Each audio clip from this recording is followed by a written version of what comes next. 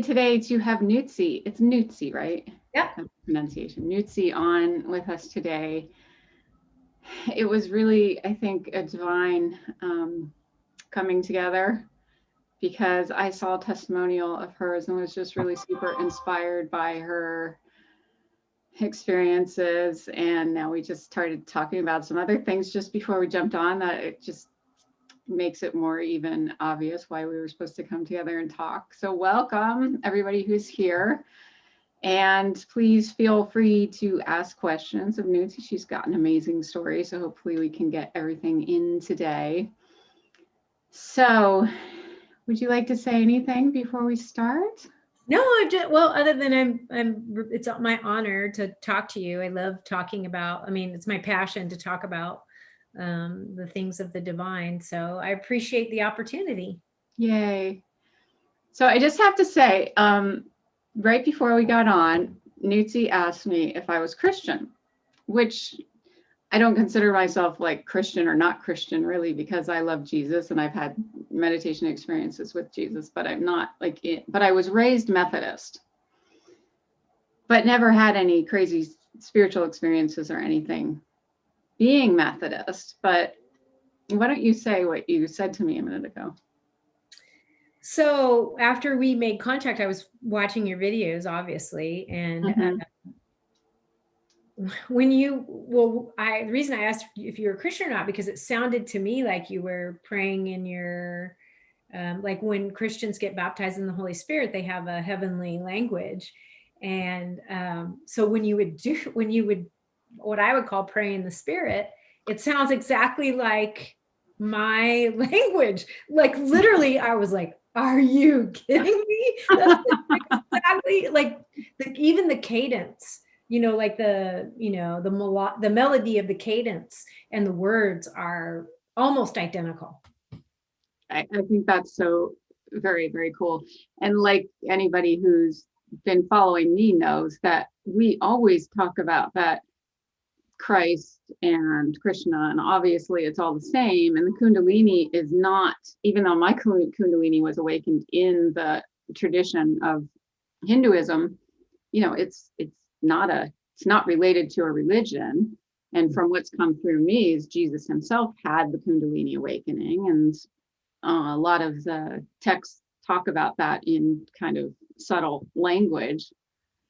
So I love hearing that. And that's just a proof, that it's all connected, that the language is connected. And so what is your source experience? What would you say is your source experience of like your first awakening, your first experience with the energy in that way? Was it as a child? Did you know you had some connection as a child? I did. I thought, well, I grew up Episcopalian, and so you don't really know much about the Bible or God or anything, but I always felt so like I was special in God's eyes.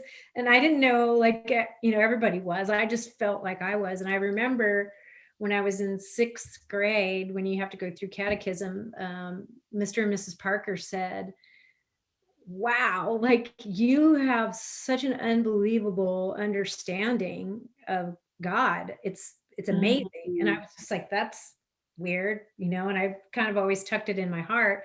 But the unfortunate thing is I grew up in a household that was 8 shades of crazy, like 8 shades of crazy.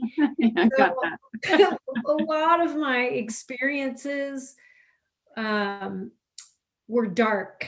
So there were a lot of dark entities around, and I experienced a lot of fear as a young child, although God gave me some tools as a really tiny little soul. I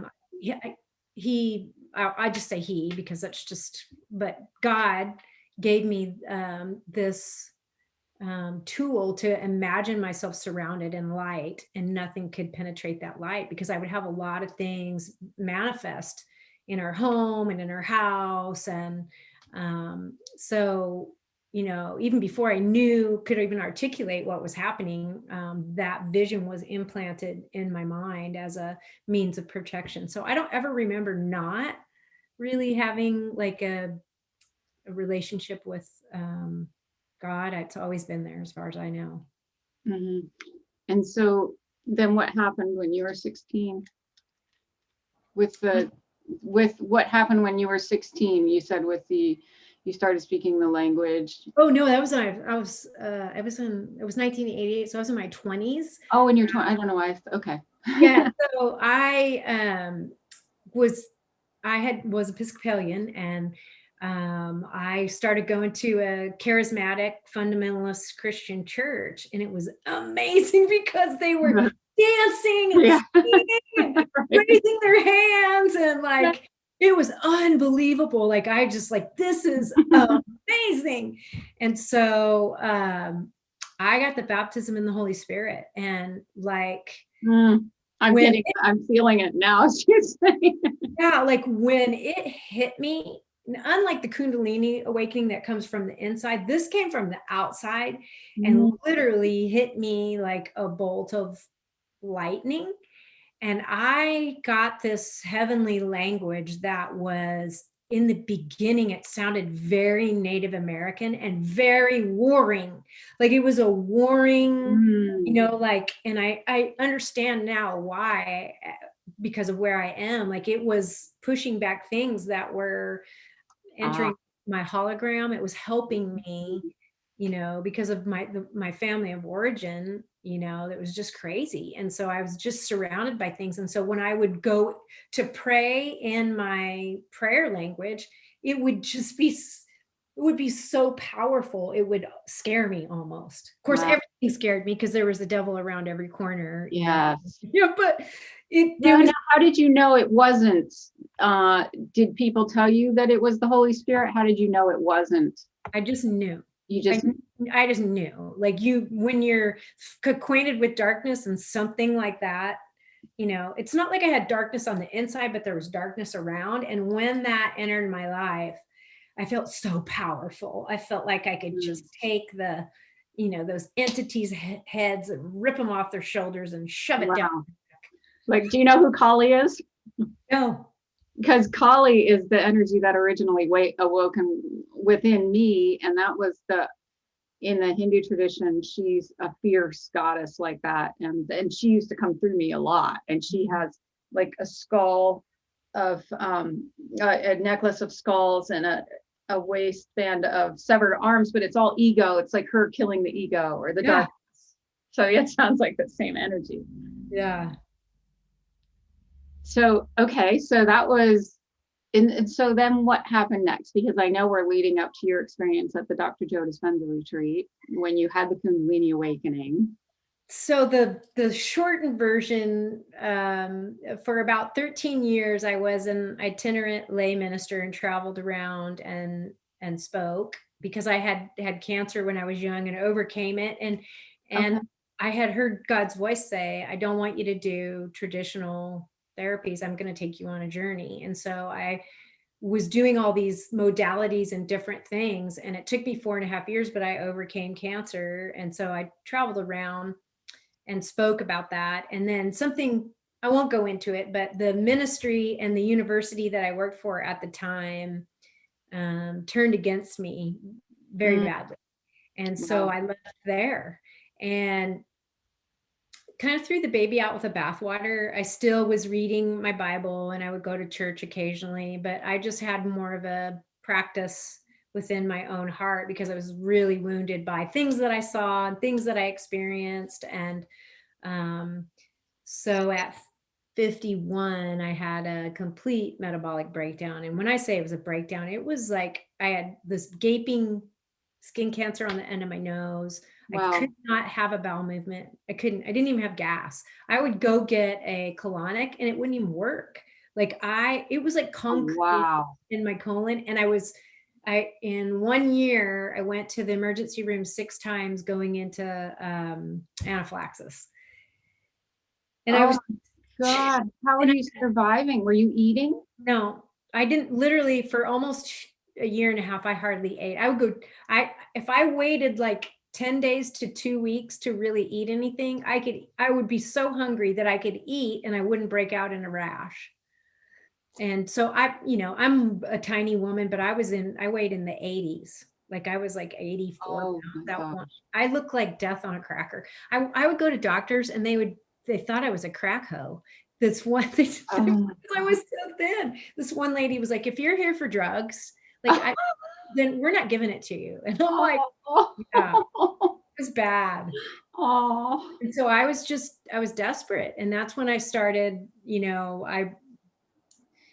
I started having these kind of mystical experiences because I wasn't sleeping and wasn't eating. And, I didn't know if I was delusional or, were these really mystical experiences. And I heard Wayne Dyer say, when the night wakes you up, you need to get up and see what it has to say. Because I loved his books. And so I was like, I'm desperate. Okay. And so like I would just say, wake me up if you want me to get up. And I would wake up and I would go out in our living room and I just put my robe on and, I would just put my face down in the carpet and I had this mystical experience. And my mom passed away in 2008, and my mom and her mom, my Oma, were sitting with me on the couch, and I had this jewelry on it. It was wrapped around my neck and it was wrapped around my arms. And I got to looking at it, and it was actually barbed wire, but it was masquerading as jewelry, and it had these kind of amber colored pearls on it. And my mom said, it's time for you to be free. And she and my Oma started cutting it off. Wow. And so, I was crying and hugging, and my husband's spirit body got up out of his body and walked into the living room, and he was holding this Waterford crystal decanter, and it was full of gold. And he said, God has this for you, and it's for your soul. And he wants you to drink it. So I drank it. Wow. And I woke up, and when I fell asleep, when I was having this vision, I was down on the ground. When I woke up, I was sitting on the couch. Like it, and I was just bawling. And that was my initiation, into, what I would say the beginning of my awakening. And shortly after that is when I started doing, Dr. Joe's work and his meditations. And yeah, so. So do you think that led you to Dr. Joe's work? Well, what happened shortly after that, it was a year to the day that Wayne Dyer passed away. And I think Louise Hayes passed away. And I was standing in the front yard with my chihuahuas. It was the middle of the day. And Wayne Dyer appeared to me. He was in this white robe. And he said, I have a new operating system for you. And he poked me right in my heart chakra, which I, at the time, sternum. And I started to have this wheel turn. It was like zzz, zzz, zzz, zzz, and I was like, wow. And I didn't know that I had all the clairs. I didn't know. I just was who I was, and I didn't know there were clairs. I didn't know there were clair audio, clair visual. I've always had the clairs, and I didn't know it. Okay. But they got kind of accelerated at that moment. And I just kept hearing, like physically hearing in my mind and in my ears, meditate. And that's kind of when I, found Dr. Joe's work and started listening to him, and along with Sadhguru and some other people on YouTube. Okay. And how long ago was that? I started in January 2019. Okay. So, wow, just a couple years then. Yeah. Let's see. I'm just going to, Britt. So excited for this. Hi, Britt. I love you. Donna Lee. Hi, Donna. Anne Flanagan. That's my friend. Hi, Annie. He's here. Yeah. And Henry. Hi, Henry. You came. Henry said, hi, Nootsie. Hi, beautiful souls. Yay. So if you guys have questions for Nootsie, you can ask. So, okay. So go for it. Tell us what happened when you started doing Dr. Joe's work. So I did the progressive online, which is a 9-week course. I started January 2nd of 2019. And then I went to Niagara in September. But from January to September, when I was doing the meditation, the skin cancer on my nose disappeared or healed. And that's before you went to an event that was just doing the meditations? Yeah. And then, so I was going in September, And this was August, and I was sitting outside, and I had this reel to reel movie appear to me, and I saw myself being molested at 4 years old. Mm. I saw it happen. I saw Oh, it did it, and it happened, and I would get various clips through the years. And then at 9 years old, I started to stand up for myself, and this person quit doing it. so it went on for 5 years. Yeah. And I suppressed it. Like, Oh my and God. so I sat down with my husband and I told my husband, and when it first came out of my mouth, it literally, it was like a splinter was in my heart, and I like coughed it up almost. Like it had punctured my heart, and my heart had pus around it. And I literally like, and when I was sitting there with my husband, he like morphed into my dad, and he morphed into my mom.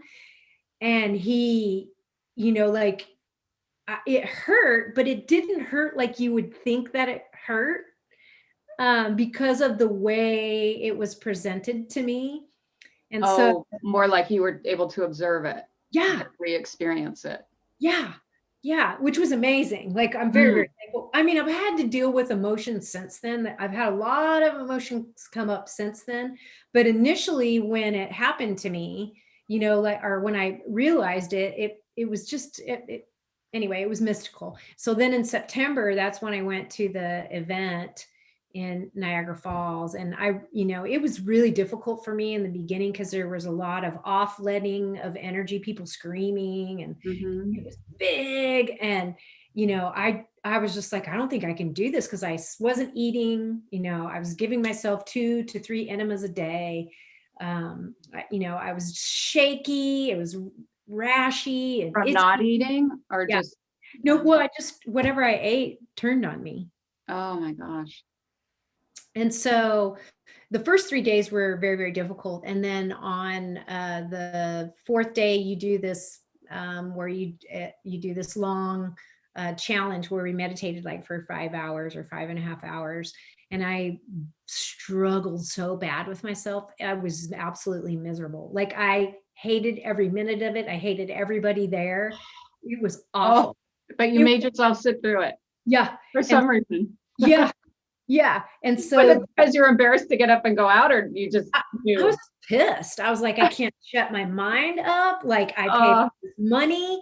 Like, I was literally like, have you ever seen a fish thrown out of the water and then it flops around? That was me. I like this. I hate this. I'm hurting. Like, it was like, it was terrible. Well, we did the walking meditation after that.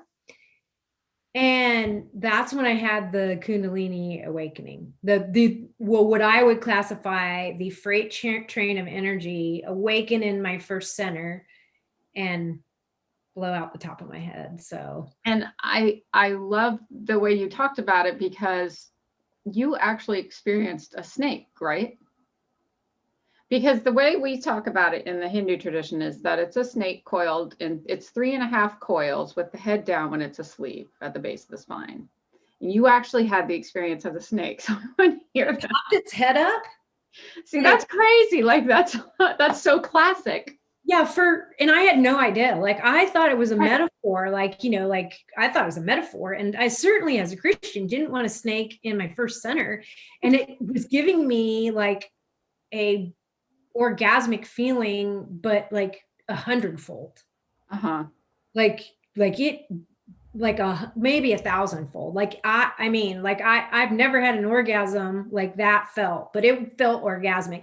So its head was doing this and its tail was doing that. And like, I had to get away from everybody because I was screaming at the top of my lungs because I was so disturbed. I'm like, what? Are you kidding me? And I had my hands on my knees and I was holding my breath and breathing. I was trying to stop it, like with every ounce of willpower I had. And you can't stop that. Was it scary, or was it just overwhelming? Kind of like, I don't know. All of it. I mean, I was intrigued, I was aroused, I was stimulated, I was excited, I was nervous, I was fearful, I was, overjoyed all at the same time. But so it blew up and literally I could feel the chakras blowing up, like they blew open, and then it went to my second one and it blew open, and it went to my third one and it blew open. When it got to my heart, I had tucked my entire heart chakra under my armpit. And I would wonder why I would always hold my fist like this down at my side. I'm like, that's so weird. I wonder why I do that. Well, it's because I had tucked my whole. And so when that energy, it had to move my heart center back to the center. It hurt so bad. I thought I was having a heart attack. So, this freight train energy is going up. It gets to my armpit and it blows it over to my heart center. It goes through my neck, and I felt like somebody was choking me, literally, because I felt like my neck was too small for the energy. And then it goes up and it blew out the top of my head, literally blew the top of my head open. Oh my gosh. Yeah. So you're by yourself, sitting on the grass or something? Oh no, I'm standing up, panting, like doing the Lamaze breathing, screaming. So how long did that last? I mean, that actual intense energy. Well, what happened to me is something took over my feet, and I started to stomp and dance like some kind of Native American sun dancer. And my earrings flew off, the buds of my earbuds flew off, my necklace flew off, my lanyard flew off, my jacket flew off. I was stomping and crying and carrying on by myself back away from this dumpster. And I'm not really sure how long, because by the time I got done, everybody had cleared out where we did the walking meditation. I was the last one. Oh, and you weren't listening to the recording anymore, obviously. That was gone. Everything was, I had like a garage sale. Like everything was like. Okay, so because with my awakening, Kundalini awakening, it was in a very controlled atmosphere where, you know what's going to happen, and the guru's there to help you, and everybody else is having the experiences too. What did you do with that after that? Well, it was kind of the end of the day. So it was the end of the day. And then the next day, we had to be down like at 4 a.m. So that was Thursday. So I think that afternoon is when I got the heart rate monitor. So on that Friday, I couldn't sleep. Like that Thursday night, I couldn't sleep because I had this current of energy going through me. And that's when I slept for 45 minutes according to the heart rate variability deal. Wow. And right before I woke up, that's when my dad came to me, and he was standing beside my bed, and he said, Poopsie, like, I just want you to know, like, I didn't know what had happened to you. And if I had known, I would have protected you. And I just want you to know, like, your mom and I are orchestrating your healing. So neither of them knew. Huh? Neither of your parents knew. No, well, my mom knew. And my mom and dad had a horrible relationship. So for them to be working jointly, together has to be like a miracle. And, my mom was from Germany, and she didn't drive till she was 32, and our family was a wreck. And I told her some things about my brother, and I just let the cat out of the bag. But anyway, I told her some things, and, our family was already a mess. She couldn't handle one more thing. Right. And so, I don't blame her. Like she had the worst life ever.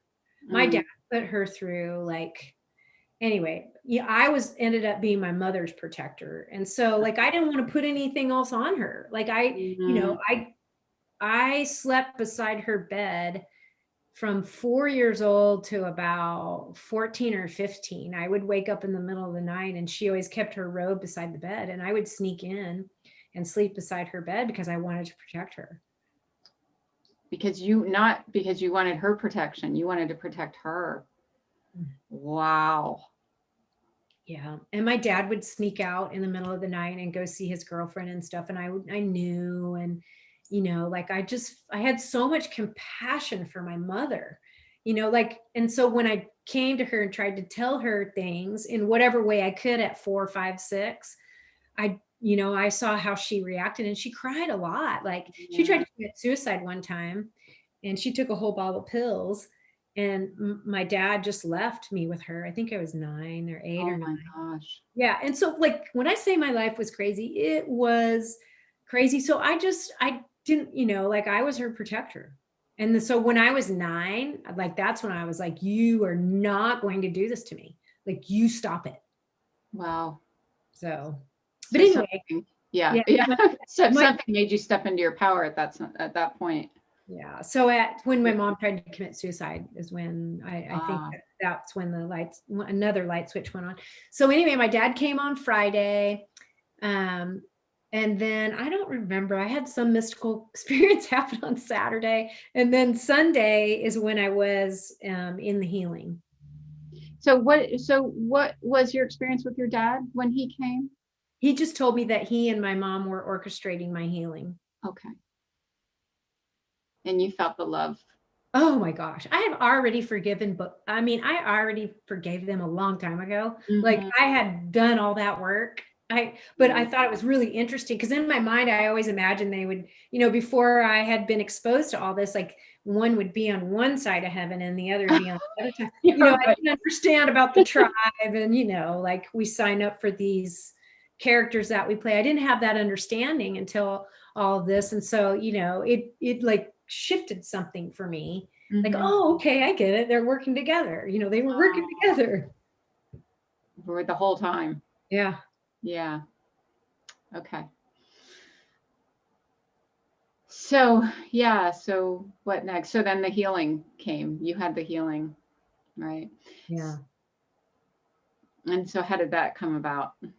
Oh my God. It was like, so during the event, Dr. Joe played this a clip of these two women who had these big blue beings work on them. And I heard this voice say, you're going to have that. And I was like, shoot, like, I You didn't know, no, you didn't no, no, you like, didn't no, want to. You didn't no, want the blue beings. no, no, no. Like, I'm like, no, no, I Well, don't, no. I mean, it just sounded a little like no, because my Christian self was like, I don't time out. I don't know. Like, you know, I don't time out.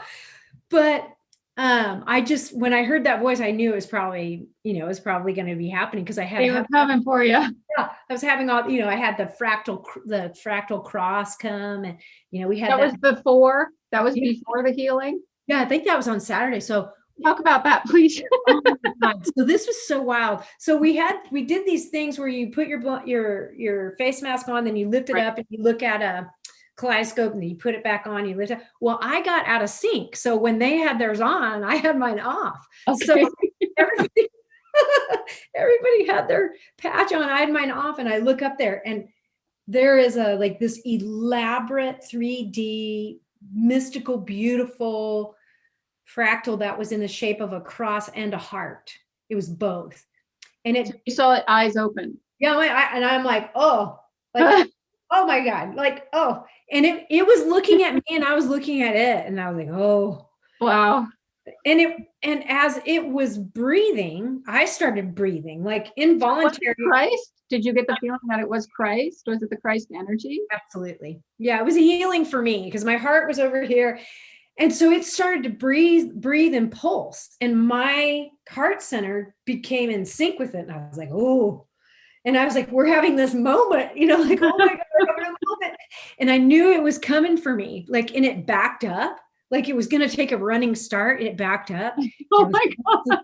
And I was like, oh my God, it's coming for me. And it like came at me and it literally shattered my heart, like shattered. Did you ever go to Dairy Queen when you got one of those dilly bars that had the candy coating on the outside? I probably had something similar. Okay, so it was like I had this candy coating on the outside of my heart, even though it had been moved over, it shattered my heart wide open. Like it blew my heart wide open. So it just came and went right into your heart. It blew me up like a hand grenade, Wow. like a hand grenade. And so that was the day this woman in our group said, I just had this vision of you. And I saw, all I could see was your little face, and it had white rose petals all around it. And I was like, oh, isn't that nice? Oh, Yeah, that's so sweet. Thank you. So I had met this guy that I just loved. His name was Peter Mueller. And I was going to give, if I got the coin, the healing coin, I was going to give it to him. Like, I loved him. I was in love with him. He's a beautiful soul. But like Friday, I got the coin that I got said wholeness. Saturday, the coin that I got, you reach in this bag and you pull out these random coins. Friday, it was wholeness. Saturday, it was wholeness. And then when they gave me my healing coin, it said wholeness. I was like, okay, maybe I'm supposed to get the healing. Like, okay. wow. So I just was like, I'm afraid that my mind will block the blue beings out and I won't get my healing. So I didn't eat all of Saturday. I didn't sleep but 45 minutes on Saturday night. I didn't eat on Sunday. So it'd been over 24 hours since I really ate or slept. And so I was kind of a little jittery because I wasn't eating a lot at that time anyway. And so we go into that room to prepare for, they get you ready for your healing.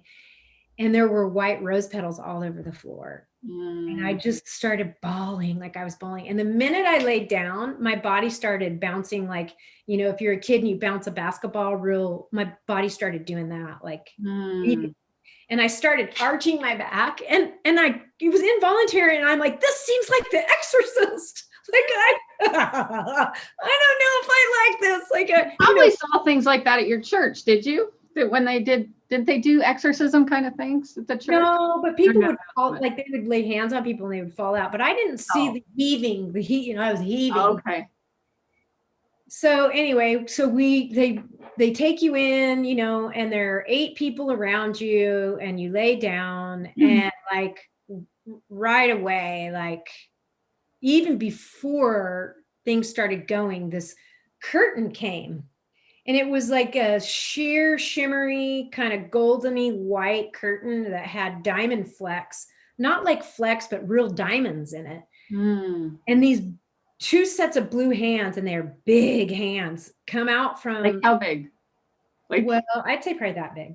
Oh, that's really big. Yeah, they're probably 12 feet tall. They're probably 12 feet tall. Okay, wow. And so they come out and they they'll grab my feet, and one was grabbing my legs, and I was like, I started bawling. I'm like, I knew that is because I had said to God, I'm afraid. And I said, okay, like I surrender. So the curtain disappeared. I lost track. When they touched you, did you feel more safe? Yeah. And less fearful? Yeah. Okay. Yeah. Like, yeah. Yeah. I mean, it's power, like power. I don't think about God being powerful, but it's so powerful. So they literally, one picked one ankle up and the other picked the other ankle up, and they kind of pulled me up and they shook me, and literally like energetic coins started falling out of my pockets. I don't know. Like, I don't even know. Like, just like this, like things that protection. I was hiding coins in my being, like for protection in case I needed to, ever. Right.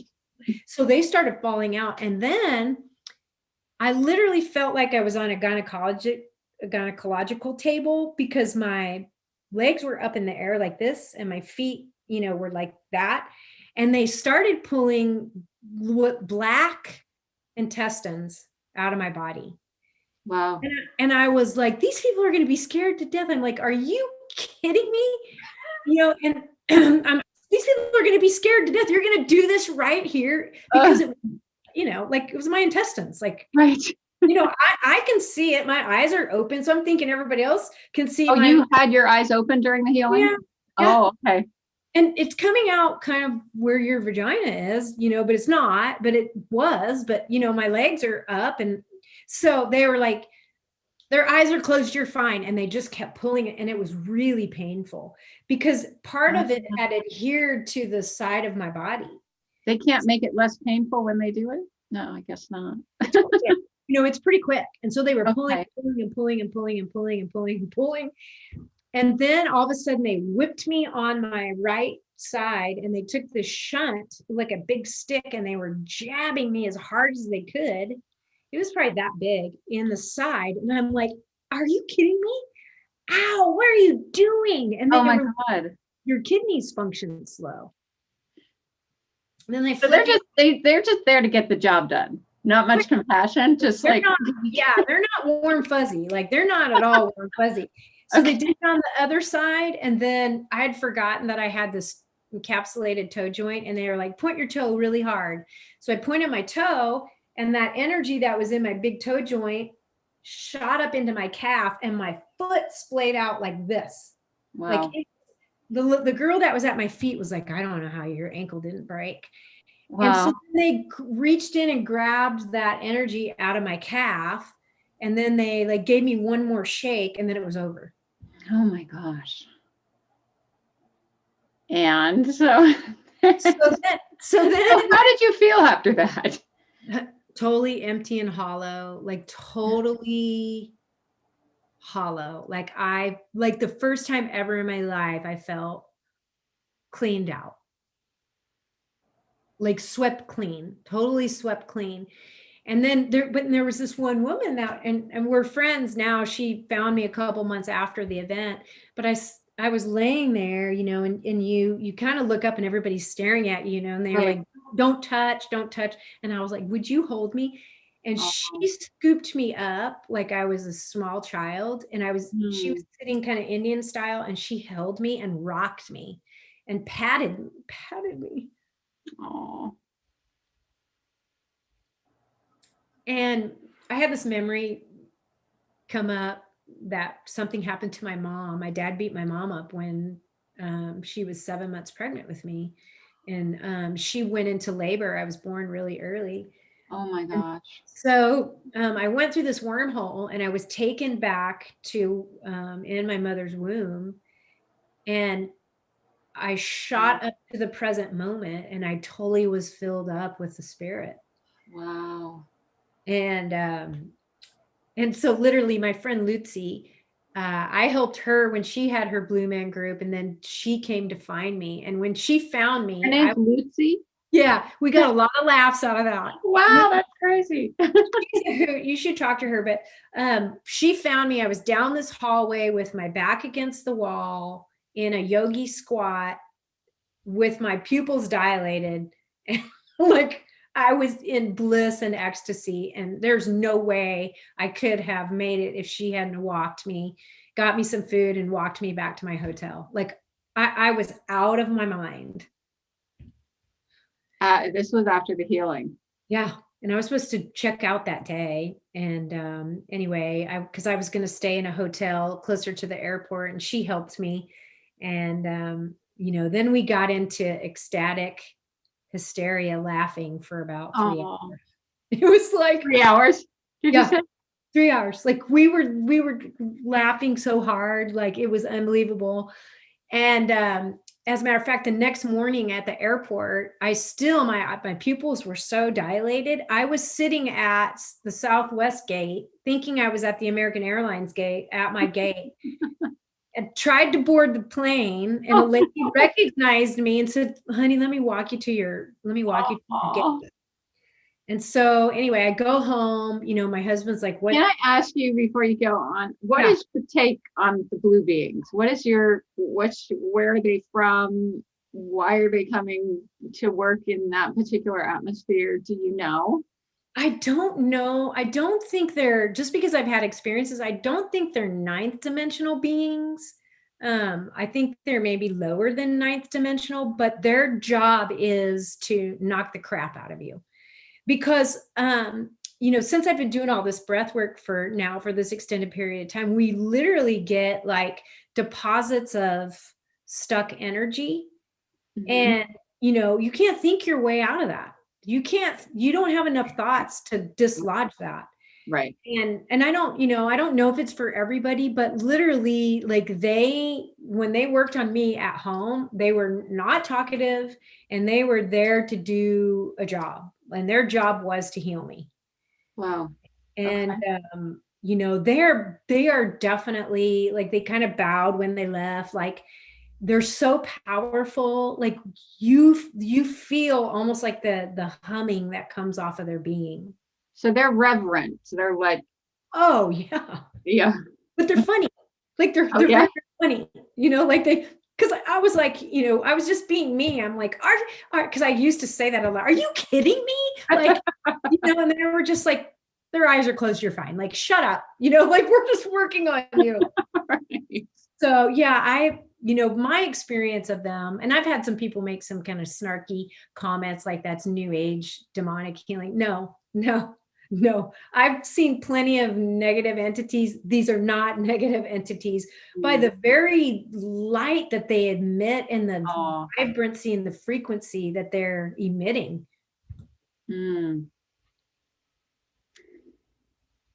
Okay, go on. So I get home day 3. I have my very first normal bowel movement in my entire life. That's what I was going to ask you. So you had been blocked up your whole life, pretty much, right? You had said. I can manage it. Like, I could take change up laxatives and do enemas and get colonics and, I've tried everything. And and my mom used to have to dig my feces out with soap, and oh my God, she would make little tools out of soap. I would be so oh my God. Yeah. I was born really, really early. And I think, I didn't have fingernails. I didn't have toenails. I didn't have eyebrows. I didn't have eyelashes. And I had stomach problems. But anyway, so you were totally healed after the healing. 100%. Never in my life. Like I just don't even have the words other than the sincerity of my heart to say it was the parting of the Red Sea, is the raising of Lazarus. It is like growing a new limb, because it has never happened to me. What do you think allowed it to happen? Is it Dr. Joe himself? Is it the energy he creates? What do you think allowed that experience to happen? Me. I think I was the key, because I was, I went there to make a connection with the divine. And I do think it helps to have that many people. And I do think, Dr. Joe does have a formula, but there are thousands of people who go and get in that formula and don't have anything happen. Mm-hmm. But I think because I had gone so long without eating, I'd gone a long time without sleeping, I had left no 3D stone unturned for my healing. I tried everything that I could possibly think of. And even on a spiritual level, everything that I knew to do at the time. And I think that I just allowed my heart to open and to surrender and not try to force it, push it, cajole it, make it happen. I think, I'm very thankful for the opportunity to go where there's that many people, but I really think it has to be the individual. I was listening to something from Sadhguru, who said, you have to be willing to jump in the abyss. And I'm going to jump in the abyss because I wasn't going to make it too many years more if I hadn't have. Right. And so I think it was just, Dr. Joe said something in the progressive about, if you can just touch the hem of his garment. And that spoke to me because was a Bible thumper. And I went to Niagara Falls and said, if I could just touch the hem of his garment, like the woman who had the issue of blood, she touched the hem of his garment. And he turned around and said, there, like, energy left me, like, who touched me? And there were people thronging him. But it was because of the sincerity of her heart. She was willing, bleeding out of her vagina in 2000 BC or whatever it was, to crawl on her hands and knees to touch the hem of the garment of Christ. And that was me. I was willing to do anything to make a connection. So that's what I'm wanting to portray to people watching who may want a healing. Yeah. What's the element? What's the key? It sounds like you just said it. It's that open heart. Yeah. Open heart. The heart is the gateway. Our first 3 centers are survival centers. And the fourth is the portal. The connection between heaven and earth is the human being and creation. And the portal in the human being is the heart. And it's the opening of the heart, you know, it's the, and I was really good. I mean, obviously I shoved my chakra underneath my armpit. I was really good at faking it and, you know, pretending like I was okay, like, yay, I'm fine, you know. And so, you know, opening my heart, and that was what's really great about Niagara Falls, is it, you know, I couldn't go anywhere. I mean, you know, you're stuck, you're Right. you're held captive. And you have all, and it was called the power portal, you know, like the Niagara Falls is called the power portal. And, you know, he sets the tone and he gives you the opportunity to raise your frequency and vibration and energy. And is that what allows these beings to come in? Yeah, because he made the comment that they are up above in the room, they are up higher, and until the frequency and the vibration gets to a certain level, they can come down.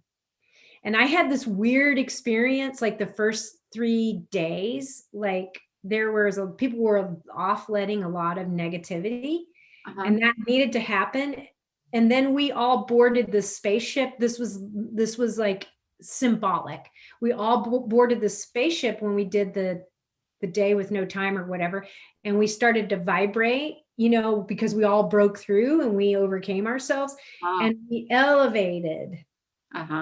And I think it was, you know, you've got to, and that's why he's very, when it comes to the co-heal or the healings, he's very like, I don't want anybody leaving, I don't blah blah blah, you know, he's very serious about that, because you can't have your mind wandering, you know, and have your frequency high and allow those benevolent beings to come into our space. And do you feel that an invitation is also necessary, or they just are there when you raise your vibration?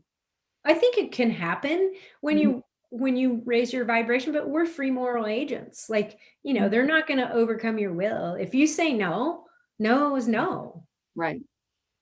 And so I was like, if you say so, yes, yeah. Okay, I'm in. So was it kind of like Christ or God was telling you this is okay on some level? On every level. Okay. Yeah, I have this friend, Dean. He's a Dr. Joy student. He was, we met each other in Niagara Falls, and then we met up again in Munich, and he would do things like, hey, you come with me. We're going to stand on our hands against the wall. Like, you know, God provided people, because I'm small, and that was a lot of people, and it, you know, I was fragile, and so God just provided people to kind of, even though it was like I was bringing people together, really it was God bringing me people to make me feel safe. Yeah, that's beautiful. Okay. So when you came home, they continued working with you, or what happened when you got home? Well, it was a lot. And, you know, you don't really have anybody you can talk to.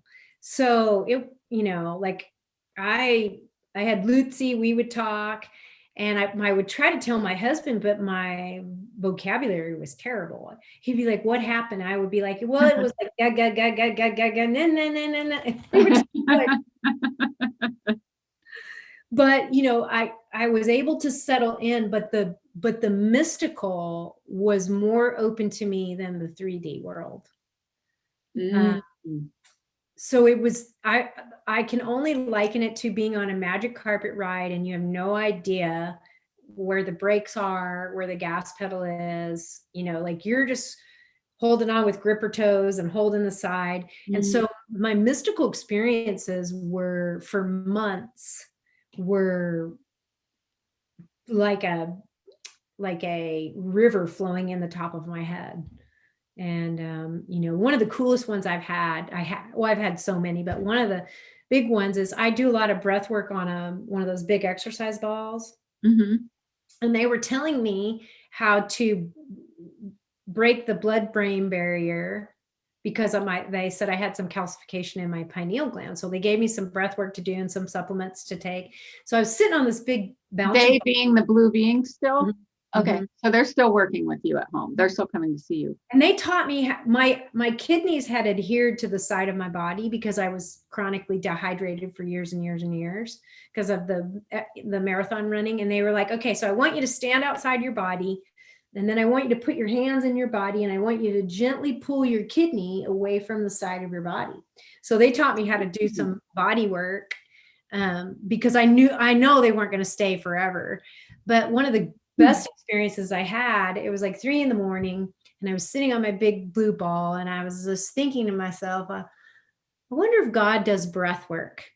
And all of a sudden I heard God's audible voice say like wind and thunder, and every single cell in my body stood at attention, and the voice said, I am God, just like that. And I like literally, and then one of the beings standing next to me said, we're going to breathe you.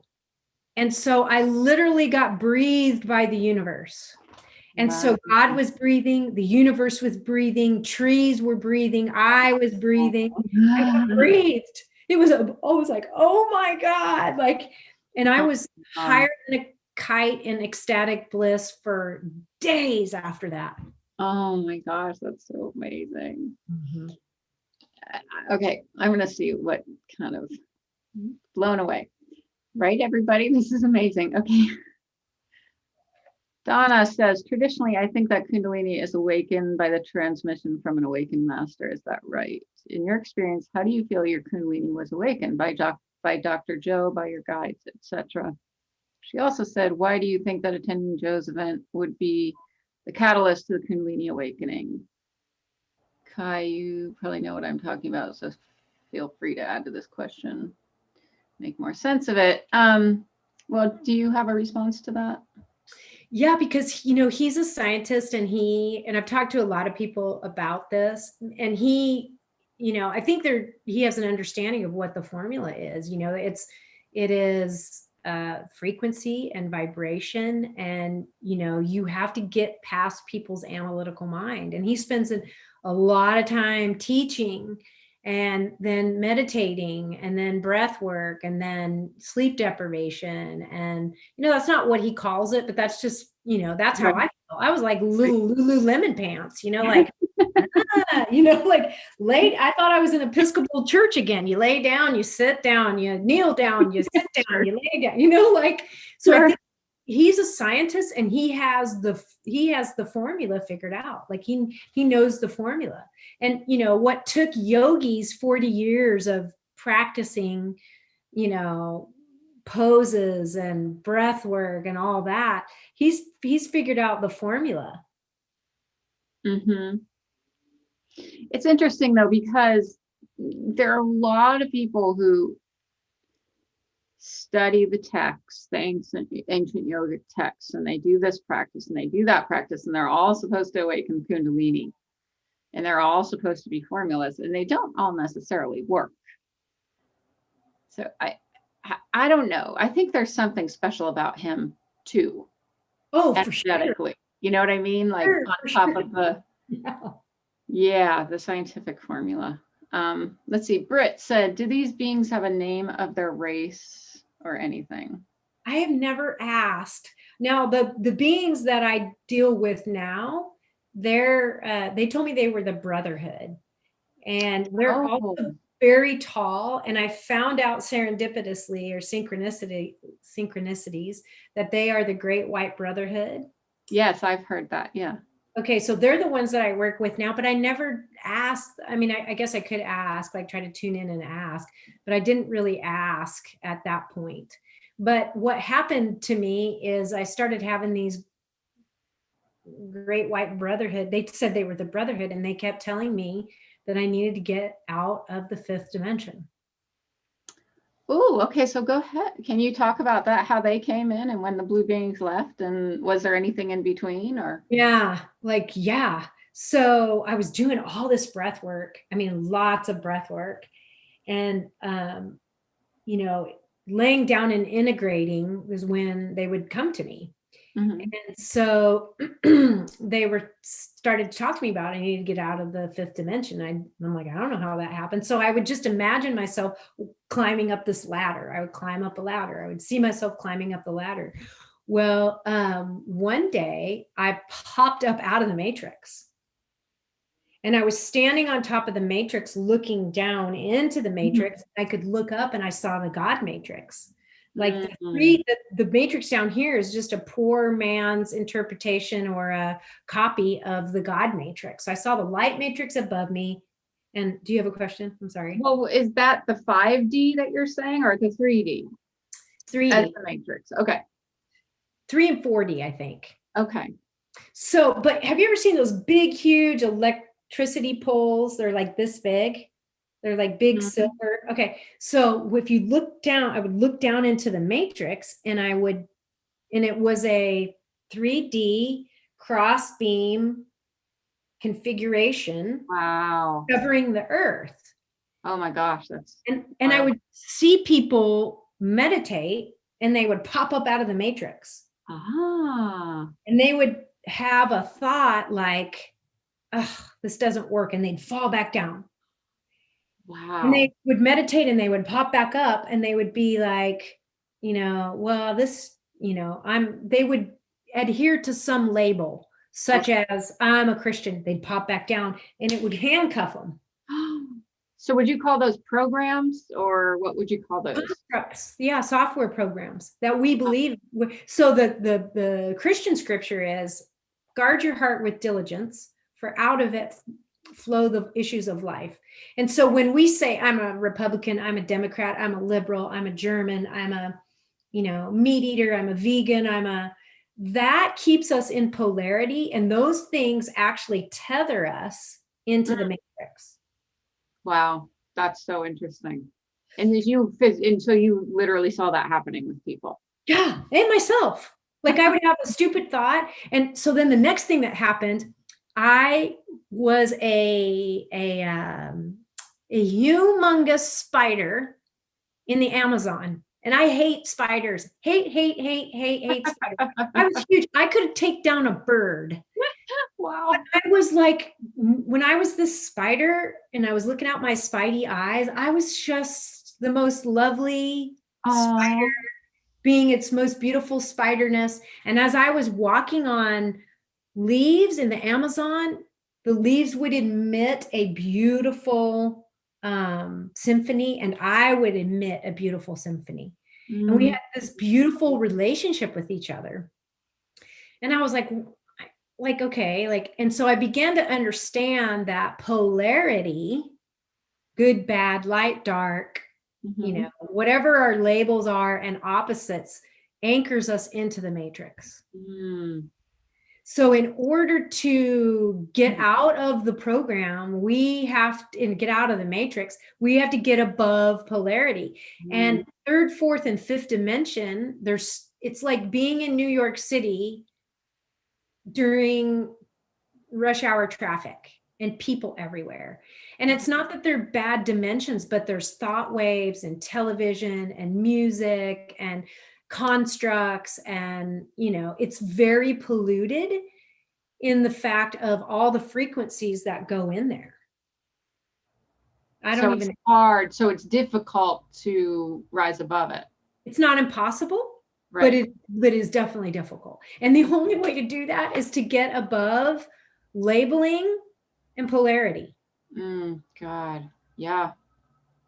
And so it's been kind of painful, allowing the construct of my belief system. I explained it to my friend Annie. It was like, literally, it was like I could hear at times my 3D bones breaking, and it was my belief system getting broken, and they were laying in a pile like dead bones at my feet, because judgment, when that's wrong and that's right, and this is black and that's white, and those things are safety mechanisms. And they're very beneficial when you're just living your life in the 3D. But when I want to live one foot in the mystical and one foot in this realm. And so you have to rise above that. And so as they have been showing me like what I needed to get rid of, that's when I got up into the 9th dimension. Not like, I don't think I'm there all the time. I'm not claiming that I'm even out of the matrix all the time. I know that I'm not. So like, hey, I sit down to poop like everybody else, and I have things that I'm dealing with, but I know at times, like that whack-a-mole game, I'm rising up out of the matrix, if that makes sense. Mm-hmm. And so that's happened with the White Brotherhood. That's where you had that, and that's where they reside, is in the 9th. Mm-hmm. So when did they come in? What was the transition there between the blue beings and the... What dimension are the blue beings from? Or don't you know? I don't know. I would say probably 5th to 9th, maybe 4th to 9th. I don't know. I never really asked, because I should have asked, but I didn't ask. And maybe I'll get the answer. But so I had the healing. It was the blue beings. Then I went to Munich and had another healing in my 5th center. And then it was more blue beings. And then the lockdown came. Mm-hmm. And so the first few months of the lockdown, because my frequency and vibration had changed so quickly, I went through, I feel like I had mono. Like I would get up and I could just barely do a little bit of breath work and a little bit of meditation. And then I would integrate, or some people might call it nap. That happened for months, because it was a lot. Like I would have headaches and ringing in my ear and, severe exhaustion. And then I was having mystical experiences. Was that last year around this same time? Yeah. I went through major stuff last year too. Yeah. And so at one point I was in Egypt, and I was in when Egypt was Egypt, and I was in one of the big statues. Like I can't remember the name of, it wasn't Ramses, but it was somebody, but I was in there and I was looking out the eyes of this statue, and Egypt was a well-watered plain and the Nile was flowing through it. And because my construct was Egypt is a desert, I fell out of that statue onto my face. And they were showing me like, I've got to let go of my preconceived opinions and notions of what I think reality is. Oh God, that's so great. Yeah. I was having like lots of things where I was falling on my face and learning about, like my house plants started to speak to me, and I was like, this is ridiculous. Like I watered all my house plants, and I was standing out in the front yard, and this beautiful little succulent said, "You forgot me." Oh, I was like, are you kidding me? Like, so I was very sleepy, and I was having lots of mystical experiences. And I didn't have really anybody to talk to. There's one team leader that really kind of befriended me. He wasn't my team leader. His name's David. He lives in California, and I could call him because it was very lonely. Like I was like, I'm like, it's fine line between awakening and schizophrenia. Yeah. And your husband is supportive? And yes. And so I get up every day, like between 3:30 and 4, and he never says a word. And, like he never complains. He is my anchor, but this is not his deal. Like he, I'll say, this is what happened to me. What do you think it means? And he'll help me talk through it, but this isn't his deal. Right. But I'm thankful, because like, I know that he's not going to let me float away in another realm. Mm-hmm. So, unless you have had an awakening, it's really hard to tell people, yeah, I had a snake in my first center. Yeah, no. No. Most of the things you're talking about, it would be very hard to tell people. Yeah. Okay, so let me see what else we have here. Open heart and surrender, says Anne. You didn't know any of this about Dr. Joe's work, Britt. Yeah, I know. It's pretty amazing. That's why I've wanted to introduce some of my subscribers to this, because I think a lot of people aren't aware of the more mystical side of his work unless, people are actually talk about it. Well, No, good. he's so science-based. Mhm. And he gets a lot of, scientists involved. And so I'm sure, you just don't want to go spouting off about all the mystical things that happen, Yeah. like, because it's a lot for people. It would, if I had known everything, I probably wouldn't have gone. Oh, okay. I would have been like, oh no, I'm not doing that. Yeah. Uh-uh. And it's interesting because like with my work, I'm all about the mystical. So I'm just like, well, if people are interested, they'll come along. Yeah.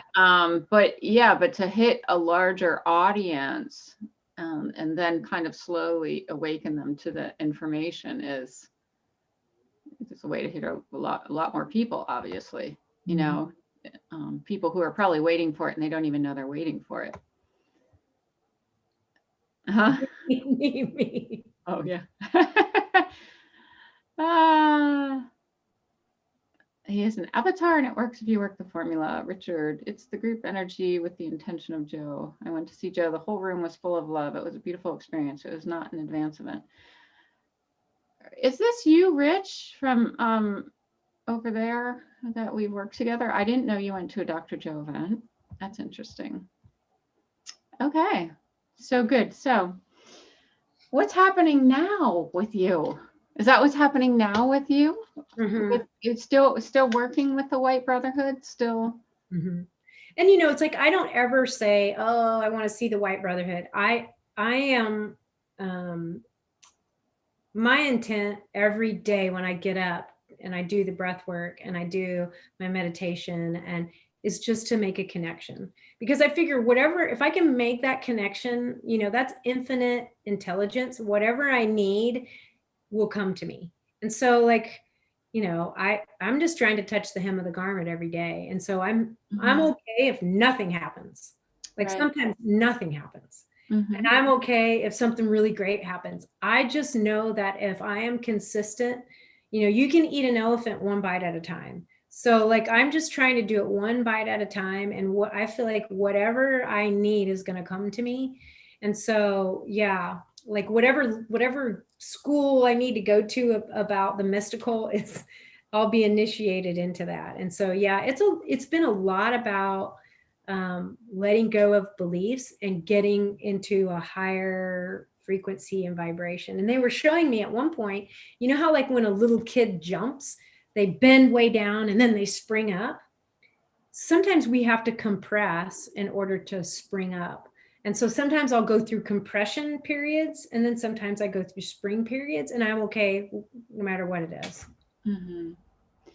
And what is, so, I mean, obviously you have some pretty advanced teachings yourself to share. Do you feel that that's part of your path? I mean, is that why you're here? Yes, I do. I do. And I don't, like, and that's one of the questions I've been asking, like, how am I to do that? Like, I live in the buckle of the Bible Belt, and I don't, I'm not afraid of what people think. But I also, like, I don't want to present things. It's like, you don't want to give people a gift that they're not ready for. Like, you don't want to, you don't give sexy lingerie to a 9-year-old. And so like, I don't want to give inappropriate gifts to people. So I'm just asking and waiting and believing that it is gonna, bubble up when the time is right. Because, I'm such a new baby in all of this. It's only been a year and 4 months, really. Well, since that happened, but you've been having experiences since your 20s, right? Or Right. even what, I'm just asking for questions, but what are your advanced teachings if you were to have them? Well, I think the breath work is pivotal. Mm-hmm. And they've taught me a lot about the breath work, a lot, like how that is a humongous tool for healing for people. For me, I didn't have to go dig the root out of what happened to me. I became very aware. So when I do the breath work, and I do lots of different kinds of breath work and modified breath work of what they taught me. And when I do the breath work, they were instructing me to feel where the energy goes. like where is going in your body, and wherever it kind of, instead, if it doesn't go straight up the tube, if it takes a detour, then that's an area that I need to work on. And so then I'll do the Tumo breath and build up heat wherever there is a congestion. And I'll just work and work and work and work and work and work until I feel like I've made progress in that area. And I think people don't think of the breath work that way. Right. And so I think that's really, I think I've learned some really great tools where that is concerned. And then a lot about opening your heart. And a lot about like we as a collective have to get rid of labels. You know, we have to get rid of, I'm a Christian, I'm a Hindu, I'm a Buddhist, I'm a Republican, liberal, I'm a Democrat, I'm a Canadian, I'm a German, I'm a, you know, like those are the things. And not that we shouldn't be proud of our culture, but when we do it in the closed-hearted way, that's what keeps us anchored into the 3D world. Yes. And so those teachings are kind of particular to you, grouped together as your energy field and your strength and your power. And do you feel that the White Brotherhood is helping you to bring that forth? I don't know. I don't know. Oh, no. I don't know. I don't know. You know, I don't know. Like because of how I grew up and how I feel about God, I've always feel like, you know, like when these things happen to me, it's holy ground. Like I never want to bust in and say, I want the brotherhood, you know, like it's holy ground to me. Like, and so I'm always happy when I get an interaction. And so, you know, and maybe I need to go into a mode where I'm asking more questions, but I also just know that, you know, that spider that I was in the Amazon was perfection. It was just being its perfect self. Yes. And where I am, I just want to be I want to be the perfect nutsiness in the moment. Oh, yeah. I love that. Thank you for being your perfect nutsiness. See, you know, that is like major, you know, growth. You know, that is major growth, because you have, when when you're been a victim and you're told to shut up, you know, you end up turning it on yourself and you blame yourself. And so, you know, this is new for me to be my perfect nutsiness. You know, like one of the things they were showing me is that, you know, even though an alligator resonates at a very low level, it is a thing of beauty to behold when it's basking in the sun. And, you know, you can have an alligator as a pet, but you need to keep it far enough away where it doesn't bite your ankle off. So it's not that we're in the world and we're going to come across alligators, but my mom used to say, Nootsie, you can live in the grass with a snake, just stay away from the biting end. You know, there was a lot of wisdom in that. And so, like, instead of me judging like, oh, that's an alligator, you know, I'm just like, that's a beautiful alligator being its beautiful you know what I'm trying to say. And so, you know, that's what they're teaching me, is that, you know, instead of being in judgment and, you know, appreciate a stink bug for being a stink bug, appreciate an alligator for being an alligator, appreciate the same sun that makes, you know, maggots drawn to poop is the same sun that kisses me when I'm out in it. Yeah. My kids love stink bugs. We call them Scratchy. I like Daughter always picks them up and they crawl up her own. So you know, this is what you do. Like, what is your like Cliff Notes version of what I've just shared? Like what in your opinion, you've talked to many people, is this that's going on? Oh my gosh. Well, you're obviously this very high being of light come here to spread knowledge. You know, to me, that's my Cliff Note version. So I'm always curious to know if someone it's not, but you said it perfectly. You're just being your beautiful nutsiness, which is perfect, you know? That's the perfect expression. Because my question often becomes, so how do we share that? What is our goal with that? Or what is our, not to make it simple or exploited, but more in a, I don't know, like what did I come here to do? What did I see myself doing here before I approached this earth plane?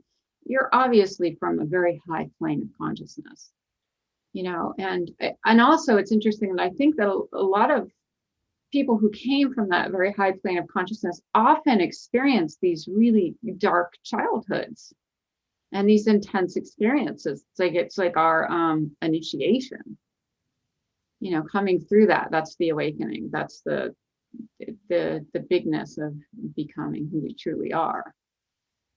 I'm very touched by you. I'm very touched by who you are, and I'm just honored to have you here. And thank you so much. I mean, that touches me because, you know, Dr. Hawkins says that one drop of water in the ocean can raise a tanker and can raise all the boats in the ocean. And I just want to be that drop of water, you know, like that's what I want. Like, just let me be the drop of water that helps raise the level of consciousness. However I do that, you know, whether it's a smile, you know, a giggle, you know, whatever it is, I'm happy to do it. You know, like I just want to do whatever it is I'm supposed to do in the way that I'm supposed to do it in my nutsiness. yes, and I think that's absolutely perfect. And I'm so glad that we did this today. Hot rich, yes. Because it's really, you know, I can tell when I'm talking to you that you've had those experiences. And a lot of times when I've been talking to people, you know, they look at you like, whoa, what? Yeah, there's not much that could make me say, whoa, what at this point, but yeah.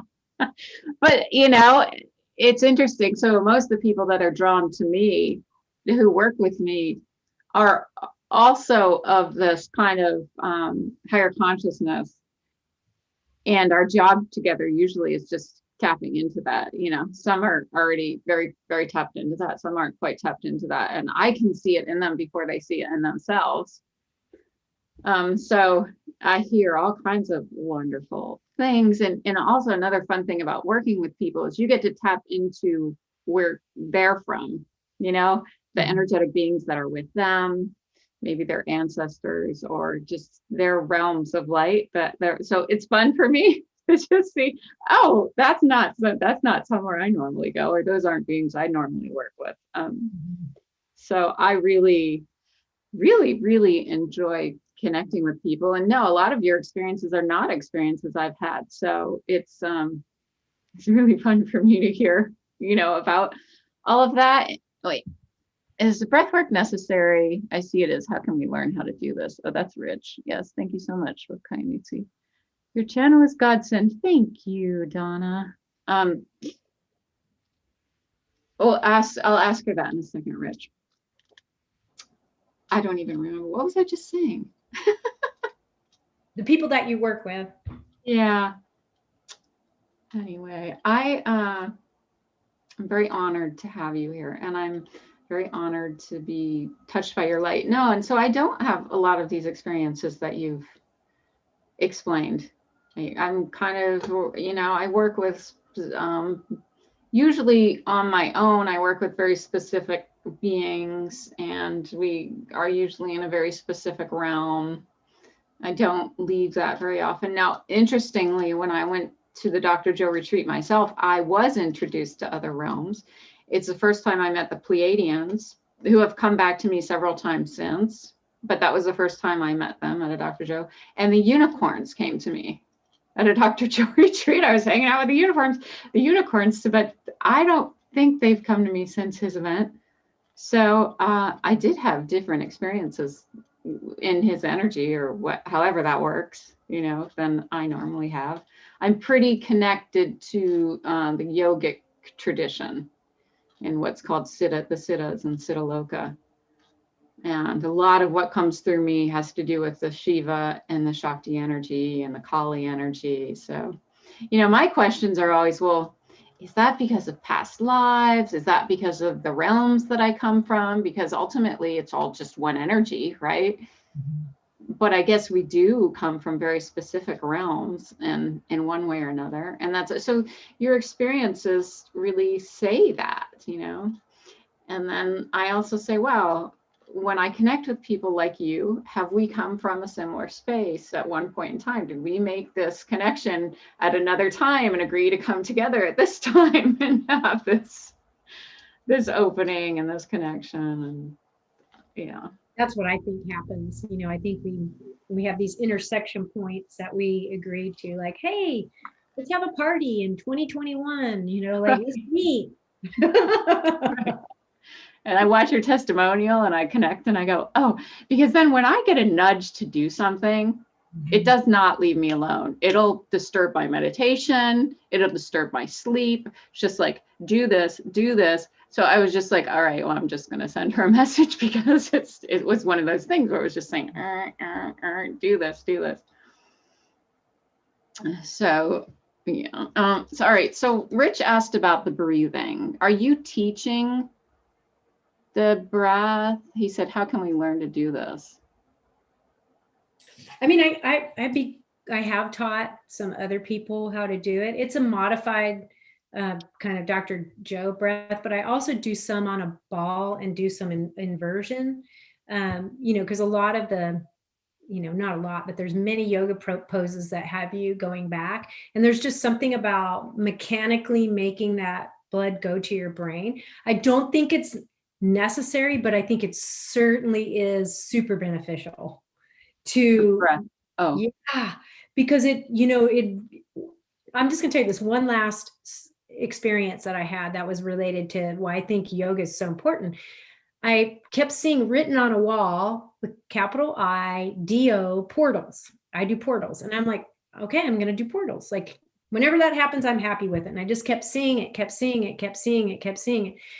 Then somebody who works for Dr. Joe came to me in a vision and said, no, it's a man. You need to look up Edu portals. So I looked him up, and he does this 30-day challenge where you do a squat 30 minutes, a yogi squat 30 minutes for 30 days. And I did it. And while I was doing it, I was looking at Pinterest and I wasn't doing breath work. I was just being like just my normal self, like wonder what kind of hair products I want to get, like just doing the yogi squat for 30 minutes. So what happened after the 30 days were over, I was in the grocery store and I had a reawakening of my first center in the grocery store from doing that pose for 30 minutes a day. Oh. I was like to my husband, I've got to go to the bathroom. I'll be right back. Now, are you talking about the squat, like where you're squatting down and your feet are kind of pointed out, and then do you have do a breathing? It wasn't. I was just looking at Pinterest and. While you were in the squat, you were Yeah. looking at Pinterest. Okay. Gotcha. Yeah. But so combination with the breath and doing some yoga poses knocked something loose in my first center. Randomly in the Sprouts grocery store in the coffee.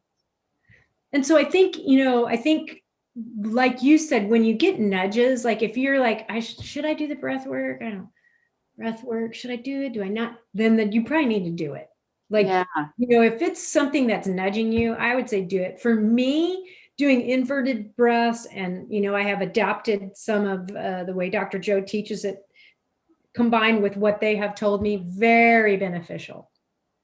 That's what I was wondering, if yours is a different version from what he teaches, from what you've been taught personally from the guides.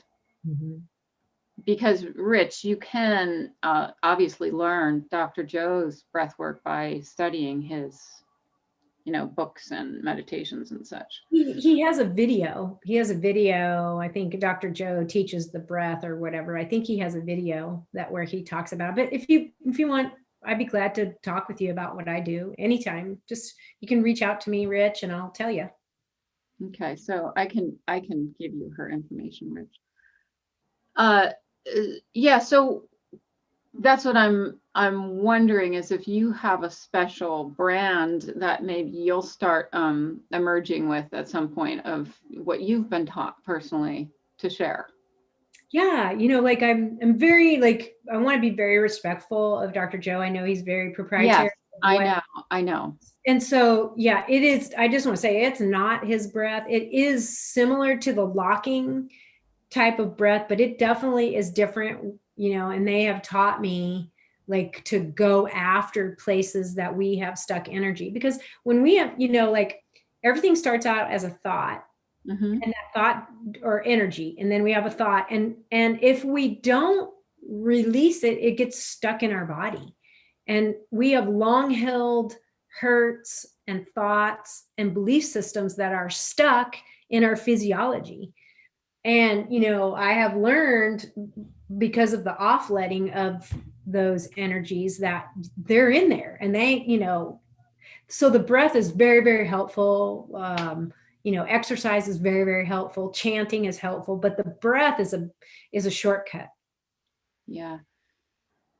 Yeah, so I never focused on a lot of breath before his work, because I don't know if you experienced this, but with my awakening of the Kundalini, the breath would just do itself. I do all kinds of spontaneous breathing for years, Mm-hmm. but all different kinds of breathing and in all different places in the body. So that was always I really had a belief system around it, that you just let the Kundalini do it. You just let the Kundalini do the breath. So I had to work my way into being okay with forcibly doing the breath, you know, do with him.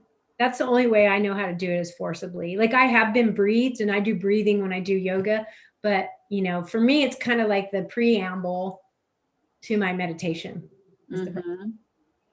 And I think for most of his students that is true. And I also want to be very respectful, because he's very careful about keeping the work pure and the way he's teaching it. But in addition to that, I want to be respectful of each and everyone's path and what they came here to personally do. Yeah. So if you're awakened to something, and you're getting your own and this is personal to me, because I had to leave my guru because of this. You know, you have this beautiful awakening with someone, and they give you all of these beautiful gifts, and then you may have to say, but I've also been given a beautiful gift, and it's telling me to do this, you know, and I can't ignore it. Do you feel too like that's maybe the part of the journey? Like, you know, that's the mother bird kicking the baby out of the nest. It could be that too, yeah. Could be that too. Yeah, and whoever that mother bird is, Yeah, right, that's right. kicking you out. It might not be the personification No. of the being who awakened you, or it may be, I don't know, but yeah, I absolutely feel that way. So yeah, that's why I guess I was asking about your own advanced teachings and what's coming through you to share and to give and to nurture. So, I just, you know, like it's not that I don't want to share, I do want to share. And there've been a lot of people that have reached out to me, and I have talked to a lot of people, but I also, you know, like I said, I don't want to give, you know, I don't want to give presents to people that are not ready to hear it. mm-hmm. I mean, Oh, I sure do. I sure no, do. you do. Yes, yeah, it's all beautiful. And I think that the people that are supposed to find you and who you're supposed to come together with, they just do. You know, you eventually just come together with those people and do the work that you were intended to do together. And just appreciate that for what it is. And I don't know, it's just a big, beautiful transition into the Mhm. light. Because when I see other people transition into the light, it's taking me further into the light. No doubt, you know. Me too. All right, good. Does anybody else have any questions or anything? So happy. Thank you so much. Thank you. And yeah, I'm glad we did this. And I will connect you with Rich if Rich, if you want to connect. And okay. Do you have a contact, or do you prefer not to share that? No, it's just Nootsie at Cox.net. Okay. Very easy. COX. I'll write that. Mm-hmm. So all lowercase? It doesn't matter. It'll get to me either way, except for the Cox has to be small. And that's cox.net. Mm-hmm. All right. Well, thank you, Nootsie. Thank you so Do you much. have anything else to say or share? No, I've enjoyed it. It was really fun. Thank you for the opportunity to share. Me too. Thank you, God, for bringing us together. Yeah. Thank you, everybody who's here with us. Thank you. Oh, Richard said thank you, Anne. Okay. Time off. I mean, that means all glories to the Divine Mother. Thank you. I love you. And maybe we'll speak soon. Yeah, I'd like that. Okay. All right. Bye, everybody.